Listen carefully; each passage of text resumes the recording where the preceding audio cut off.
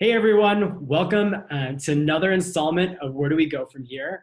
I am so thrilled today to have Kara Goldin joining us. She's the CEO and founder of HINT Water and someone whom I've been lucky enough to have as both a mentor and a friend in my life. And I am going to let Kara introduce herself and HINT in just a second, but I just wanted to thank you so much for being here. Yeah, totally excited to be here and see you too.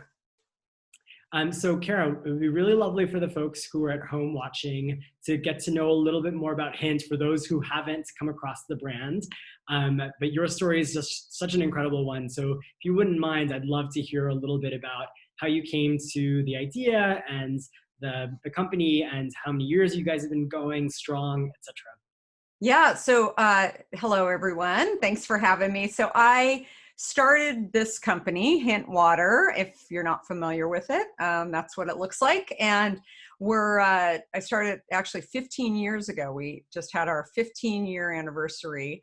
And I was not a beverage executive or wasn't in, soda or food or anything before. So I actually came from tech. I was at AOL and prior to that in media, at both Time and CNN. And, when I had this idea for Hint, it really stemmed out of my own interest in trying to get myself healthy. I never imagined that my diet soda was an issue. I had been drinking it for years, and over the course of time, I guess I got thirsty and I just kept drinking more and more and more. And what I finally realized when I left AOL and was trying to figure out what I was going to do next and took a couple of years off to have kids. I have 4 kids now, but at the time I had 3 kids, and I had gained a bunch of weight over the course of many years, and had pregnancies. I would gain a little, lose a little, gain more, lose a little. My skin was also, I developed terrible adult acne. My energy levels were low. And I knew that there was something wrong. And, fundamentally, I knew that there was probably, some issue where I wasn't, metabolizing things, whatever. So I kept looking at food and trying to solve it with exercise. And that just wasn't working. Mm-hmm. And so finally, one day I was looking down at my, Diet Coke in particular, and saw these ingredients, and I just didn't understand them. So I thought, okay, prior to me, like trying to really understand these things, I just won't drink it anymore. And I mean, I was drinking between 8 and 12, equivalent of 8 and 12 a day of diet soda. Like I was drinking it. And again, not thinking that there was anything wrong with this. Mm-hmm. And so when I gave it up and substituted that with plain water, I realized that a lot of things happened over the course of the next 2.5 weeks. My skin cleared up. This was after going to multiple dermatologists trying to figure out how to clear up my skin. My energy levels were back, and I lost over 20 pounds in 2.5 weeks. Like it was like dropping, I thought, this is crazy. Like I actually, longer story, but I tried to figure out if I was sick, right? Like it was just really pretty dramatic. And then over the course of 6 months, I lost almost 50 pounds, which was really what I was trying to lose. And for me, I, kind of lived this way for the next year. I was drinking water. I was never a water drinker. And I just found water really boring. And so I started slicing up fruit after about a year, just in order to get myself to drink water. And I thought that's all that's really needed. Then when I went to the store shelves to actually find a product like what I was making at home, I was shocked by how many sweeteners were in the products, mm-hmm. and whether it was sugar or, in my case, diet sweeteners. And again, like I didn't think there was anything wrong with diet sweeteners. I thought that there was actually somebody watching, and sort of like giving the seal of approval to say diet is actually healthy. And when I woke up, I realized that I've been marketed to, and for years. And like, just by paying attention, I actually was able to solve, my health issues that I was trying to get a handle on. And I thought, gosh, like there should be a product like this that you can just go to the store and buy that just has fruit in it and water. And I didn't want sodium. I didn't want, diet sweeteners. There were some carbonated versions of this product that had a lot of sodium in them, but not still versions of the product that, were even close. So, 15 years ago, I had this idea, like, what if I could just get this to market? I don't even know if you know this, Amy, but I have a book coming out in October where I talk about this, that I'm not like a lot of entrepreneurs where I said, one day I'm going to like run a company. For me, it started with this like realization that just by making this one change and not following any diet in particular, that I could actually get my health back. And I thought, there are so many people out there spending so much money on all these diets and doctors, and like, if they knew that it was like one thing in particular that they were eating, they would just stop, right? But instead, there's so much money spent truly against the consumers who are actually trying to get healthy. And so, I thought if I could just share this in some way, just by helping people, just by delivering this product and having them buy it on the shelf. I had no idea what I was getting into. I had no beverage experience. I had no idea how to bottle this thing. And so, thank God for Google and, and started, just doing my little searches at home.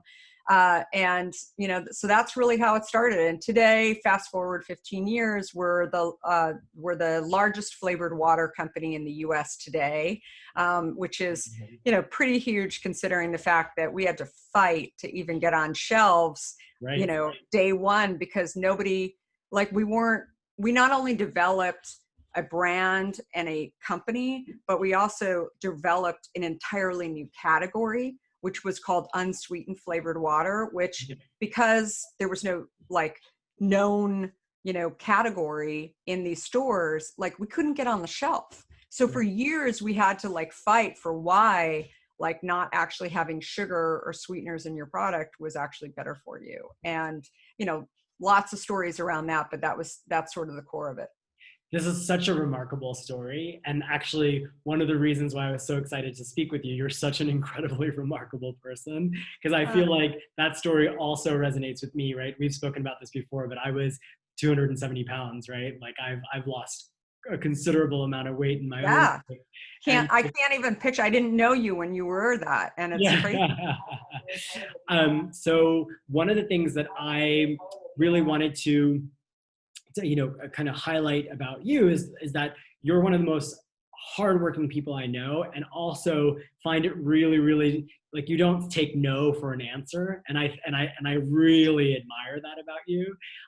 One of the things that I'll link this below, but like your podcast with Unstoppable and the book coming out, Undaunted, I feel like I want people to tune into that because the message is so spot on to the type of, to not only to this little experiment that I'm doing, but to the type of story that I want people to be inspired by. So just wanted to throw that out there. Like, I really, really appreciate everything that you've done. But flipping it a little bit, one of the things that I really wanted to talk to you about is, now understanding your story, the business that you've built, I'm really curious to hear about how the current crisis has impacted your business, has impacted your, outlook as an entrepreneur, as a small business owner, and I'm really curious to hear what's been going on. Yeah, so I think like the key thing, I mean, there's really, two crises, or if you, two, I should say, disruptions, right? That have been going on, at least as far as Hint's life is, and my life as well. But the key one, really happened for us in the U.S. in my mind mid-March. Mm-hmm. And, I think it happened sooner in Europe, but that's when we really started seeing it. And we have a small office. We're about 200 people in the company. We have a small office in New York.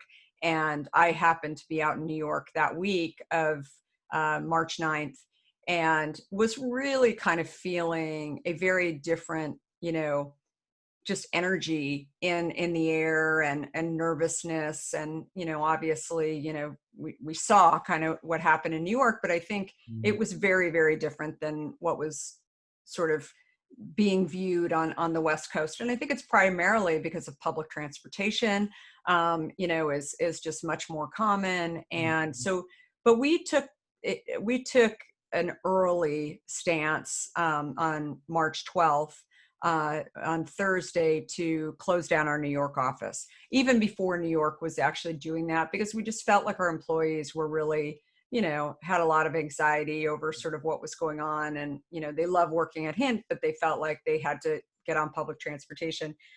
So I had started to really hear about people like hoarding product. I never thought like Hint was being hoarded. Like I thought, oh, it's cheap water, cases of cheap water and like toilet paper and bleach, like that, and sanitize, the hand sanitizers. I mean, that was sort of like what was going through my head. When I landed back in San Francisco, where I live, on the evening of March 13th, I went to my local Target on the way home and, went back to our beverage section. We, have a huge presence in Target. We have like 16 feet of space in Target. And there was not a single bottle on the shelf. This is 9 o'clock, like on a Friday night. And I was just freaking, right? Like, where's the product?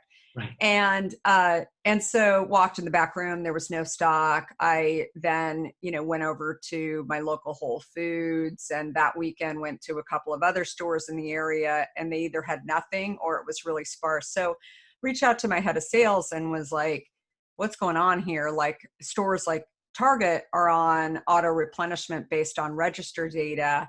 And he's like, I have no idea. I mean, we're trying to get hold of people, whatever. So we made the decision that weekend to just send truckloads of product into the stores. And we, called them and we said, do you want the product? We'll figure out the invoicing later. Obviously, you guys are overwhelmed. Our distributors are overwhelmed, et cetera. And so like half of our accounts across the US took us up on it. And by doing that, because they just wanted their shelves full so that they could sell stuff, we actually gained space. So many like manufacturers and products did not do that. Right. And still to this day, like in the US, in some areas, I mean, you can't get bleach, you can't get, paper goods. It ends up that a lot of that stuff was actually coming from Asia. Surprisingly, like not a lot of the paper products are actually, done here in the US anymore. A lot of them are actually coming from, so there were problems with customs. They were, who knows, like what was going on there. But whatever it was, we basically were able to, really be ahead of it and kind of, we didn't have a crystal ball, but we were like, okay, let's get in there. We'll figure out all the invoicing later and really just be helpful. And not ask why, just like figure out what was going on. And so with that, we also recognized something else. As you know, we have like 3 channels of revenue streams into the company. One is the stores. The other is like the corporate food service business, like the Googles, Facebooks of the world. And then the final one is our direct to consumer business. Prior to COVID, it was just shy of 40% of our overall business. We sell on Amazon, but we have a huge presence on our huge sales channel on our drinkhint.com that sells everything that we do. So we decided to send out an email to our customer database. We have over 1 million consumers in that database, and tell them, exactly what we were seeing. That we're like, look, Kara just went into a store this weekend and then another store, and we saw the issue. Please don't hoard. Please don't like stock up. We have plenty of stock, and there seems to be a little bit of hiccup. And so if you want to get it now, go to drinkhint.com or go to Amazon or whatever. And I mean, our response rate off of that email was like 50% or something. It was insane. And so, what I recognized is that the consumers, during a time when people are stressed out, like it's sort of hard for them to think what to do. Instead, they follow what other people are doing, and they need direction from, somebody that they like and trust. And I guess that was Hint, right? And so we, went in and we just said, look, like here it is. And they came on and they started ordering. I mean, massive hockey stick since then. I mean, now this business is, probably 55, our drinkhint.com is 55% of our overall business. That's We, amazing. we zeroed out early on, like we predicted that other leaders would really see what we saw in, in offices. And we didn't sort of know whether or not they'd close for the entire year or till Mhm. September. But we said like, look, there's going to be, there's disruption that's going to happen here. Let's zero out that channel internally until the end of the year. And it's funny because, talking to our CFO, he was like, there's no way that offices are going to close for the whole year. And we were like, let us be wrong. Like for now, let's just think, okay, it's all gone. How do we make that up? So we really went into all of the direct to consumer, also, figured out how do we get relationships with Instacart, that are clear, where we're going to show up higher. Like we were like really thinking like the consumer. And so, our business has, because I think we were proactive, and frankly, because we've seen other times, like whether it was, the fires or the floods or, Mhm. or the 2009, financial crisis. I mean, they're different, but in many ways they're similar in terms of how people were reacting to things. And Right. so we just said, like, let's put on our consumer hat and let's just like get in there and solve problems. And, our direct to consumer business is up 2.5%. It's, we're way over what we thought we were going to do for the year already. I mean, it's been, insane. We're cautiously optimistic, right, on the Right. rest of our business. And, and then the Black Lives Matter situation came up, which, is incredibly challenging, I think, for a lot of, people. And I think just overall, what we've seen is the importance of actually showing up, which we Right. did early. And, we actually donated $50,000, right, very, very early to two organizations, the NAACP for the legal counsel, as Mhm. well as the another incredible group called 8 Can't Wait, which is really looking at, reforming police laws. And so what we saw early on, I think was you can't sit on the, I mean, we always believed that you couldn't sit on the sidelines, but I think what we've been, watching and really admiring leaders that have shown up early, but also I don't think it stops just because you do a donation or Right.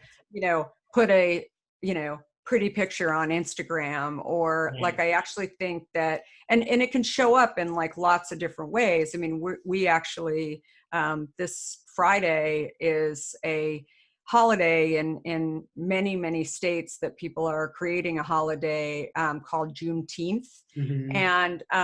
And we are giving all of our employees the day off on Friday to hopefully recognize this time in, I hesitate to even say the US because I really think it's the world where, Right. people have shown up and they've said this is horrible. And, and we really need to stop and understand and look at ourselves. And so we, decided that it was the right thing to do. I think there's only 3 states that aren't recognizing it. I don't know if that's changed in the last day, but a lot of companies are shutting down, and and really allowing their employees to take a break and really think about like the state of the world and Mhm. why this matters, even if you aren't Black, Right. to really show up and kind of understand how you can be useful. So I think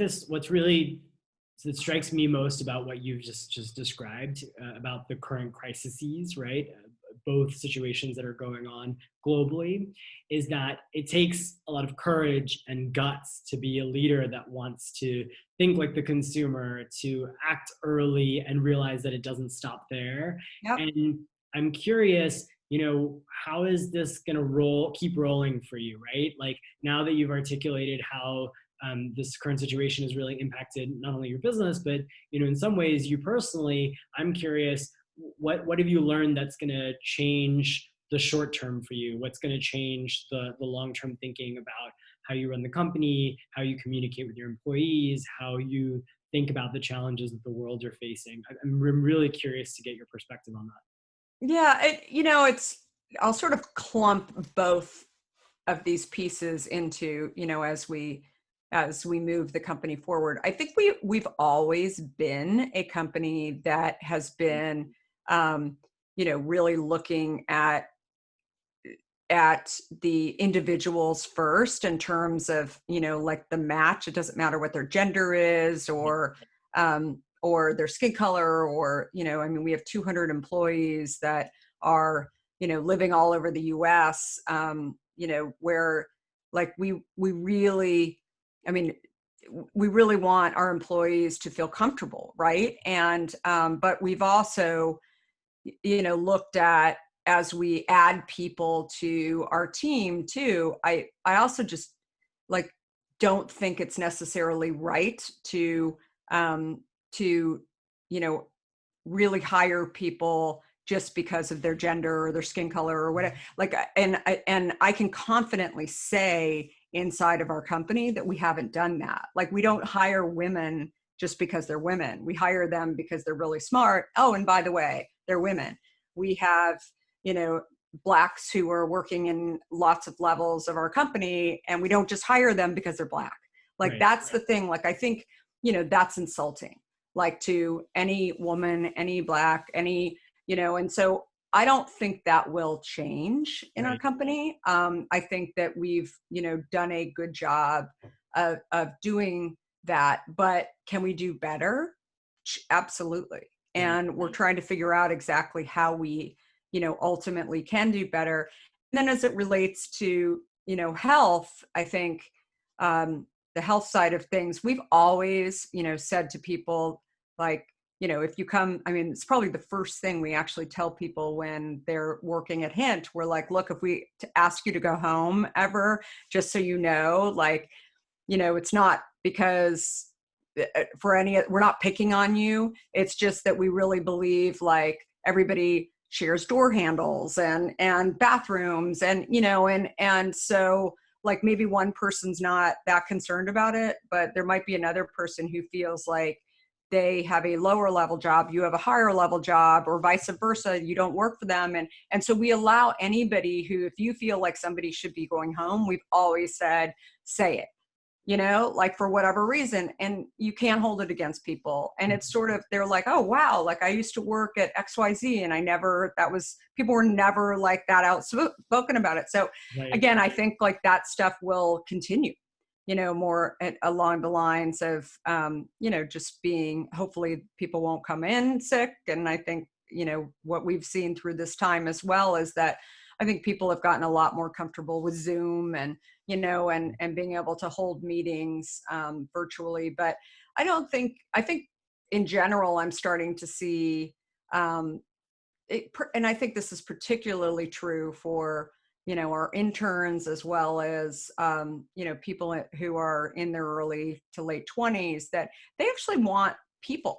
I think even older than that, they want to be around people. I think I'm already seeing that people are calling and saying, hey, I know the office isn't open, but can I, go in and work from there? Because I need the separation. I need to be able to go somewhere in order to like really focus. And what's interesting is it's sort of this like, it's like this COVID secret. It's like people are like, oh, I didn't even know that there's like 6 other people that are already here already. Yeah. And we're like, and luckily we have office space where it's like pretty easy to spread out. So it's like a pretty quiet, thing. But I don't think that the world will all be virtual. Like, I think people really, just like stores, like I don't think stores are going away. I think that consumer habits, and certainly with COVID, I think it's changed significantly that people are realizing they don't have to go to the grocery store every single day. Like they Right. might go once a month, or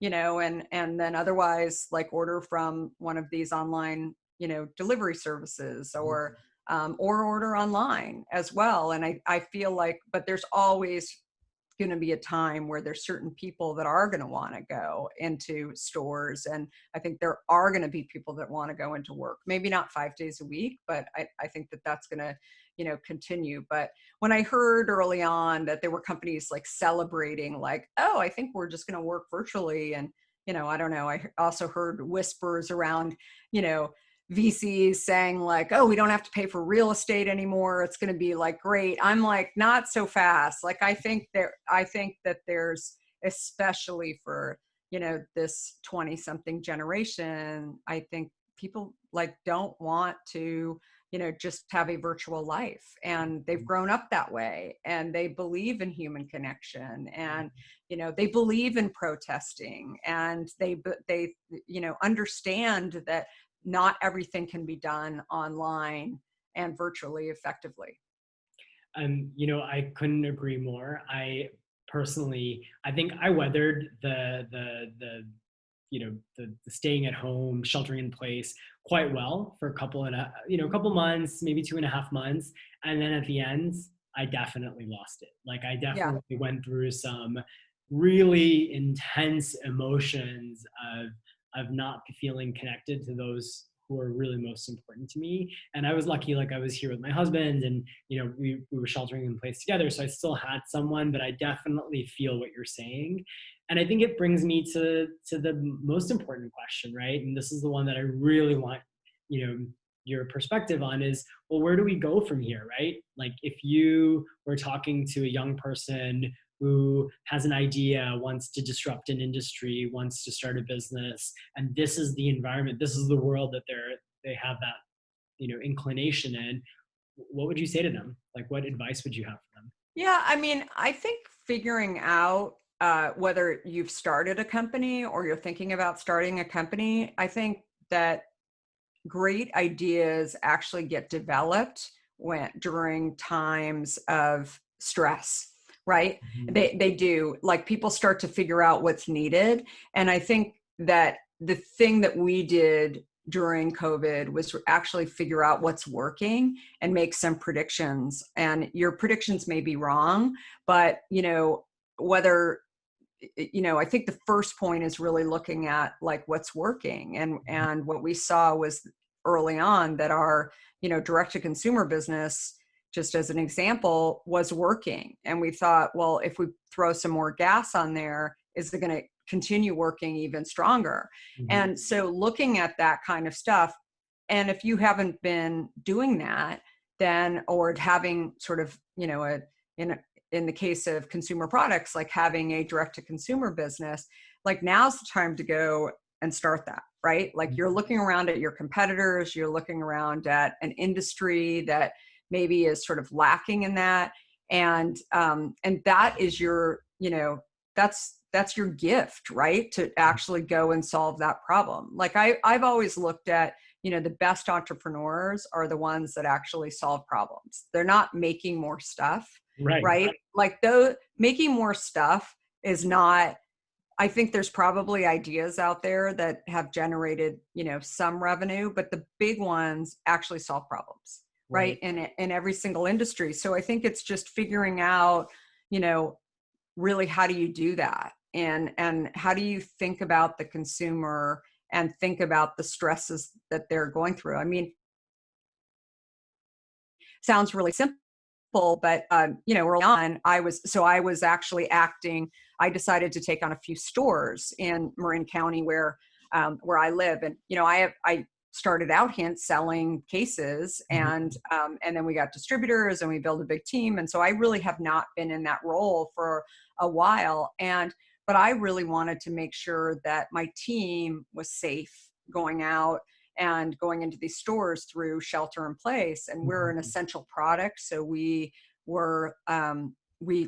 basically we're still going into stores, and we didn't like lay any people off during the whole process either. We wanted everybody to work, but we wanted them to go to less stores. So I ended up taking over some of the stores in the area where I live in Marin County, primarily because I wanted to understand this customer and sort of Right. how much they were actually going into stores, but also, and then check our stock levels, but then also make sure that our employees were safe. And, what I really saw there was that, that not only was I able to gauge a lot of information there, but also I think gained a lot of, really recognition from the employees, Right. seeing that our CEO is like jumping in, right? And she's doing stuff that, does not like, is not normally what she does, is not normally what other, CEOs do too. And so I think that that's just such an important piece of this too, as we, move forward. I think it's, and, this talks a little bit to the Black Lives Matter initiative as well. It's like, you can sit on the sidelines, you can have a big title, you can, like do like be that person, have a great product, whatever. But if you don't actually do what your employees, ultimately wish you did. And again, I'm not going to do everything that they want me to do necessarily, but I think that they want to see that you try, right? And that you actually do something. They can disagree with what you're ultimately doing. Maybe instead of me going to 2 or 3 stores a day, they thought that I should be going to 5, right? Or I don't know, like what that is. Yeah. But I think that that's just, it makes them have pride in, in sort of what they do every single day. And then, certainly on the Black Lives Matter initiative too, I think that we did it because we thought as a company, it was the right thing to do, to give the donation, to give the Juneteenth holiday, et cetera.